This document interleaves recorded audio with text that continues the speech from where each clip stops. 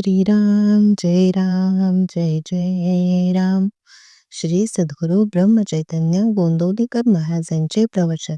17 जुलै. गुरुने सांगितलेले साधन अनन्यतेने सांभाळावे. एकदा असे झाले की एक बाई बाळंतीण झाली आणि ताबडतोब तिच्या मुलाला दुसरीकडे नेले. पुढे काही वर्षांनी त्या दोघांची भेट झाली. तेव्हा मुलाला ही माझी आई आणि त्या बाईला हा माझा मुलगा हे ओळखता आले नाही. तशासारखे आपले झाले आहे. आपण इथे कशाकरिता आलो हेच विसरलो आहोत. खरे म्हणजे आपण काही एका निश्चित कार्याकरिता जन्मलो आहोत. ते म्हणजे मनुष्य देहात परमात्म्याची ओळख करून घेणे हे होय. परंतु आपण विषयात पडल्यामुळे परमार्थाची ओळख विसरलो, विषयातच आनंद मानू लागलो आणि त्यातच सुख मिळावे अशी आशा करीत राहिलो.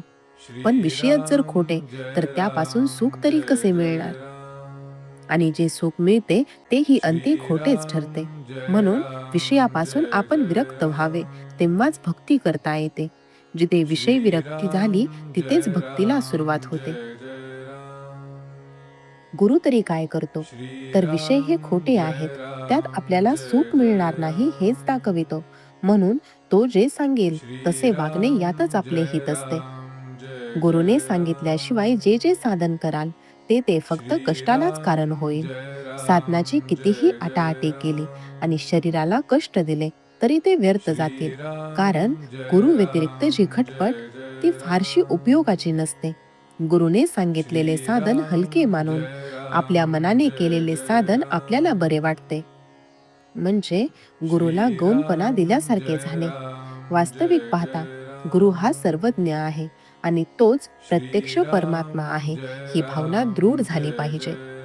ती तशी झाली म्हणजे त्याच्या वचनावर विश्वास बसतो आणि गुरु सांगेल तेच साधन खरे असे वाटू लागते.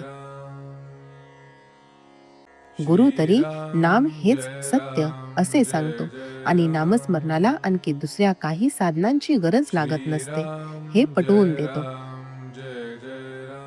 नाम हेच साधन आणि तेच साध्य होय हे अक्षरशः खरे आहे. गुरुने सांगितलेले साधन पतिव्रतेसारखे निष्ठेने पाळले पाहिजे. ती जशी आपल्या पतीशिवाय जगात दुसरा पुरुषच नाही असे मानते, त्याप्रमाणे आपण आपले साधन सांभाळले पाहिजे. जो असा अनन्यतेने वागतो त्यानेच गुरु आज्ञा प्रमाण मानली असे होते आणि त्यामुळेच त्याला खरे सुख होते. कुठेतरी आपले प्रेम असावे, कुणावर तरी आपला विश्वास असावा, कुठेतरी आपलेपणा असावा. आपण त्याचे होऊन राहावे अशी नेहमी इच्छा धरावी. जितक्या अपेक्षेने आपण प्रपंचात सुख मिळविण्यासाठी धडपड करतो तितकी सर्व अपेक्षा जर भगवंताकडे लावली तर आपल्याला सुख खात्रीने मिळेल यात शंका नाही. सद्गुरु आज्ञाप्रमाण हेच साधनातील साधन जाण. श्रीराम जय राम जय जय राम. श्रीराम जय राम जय जय राम.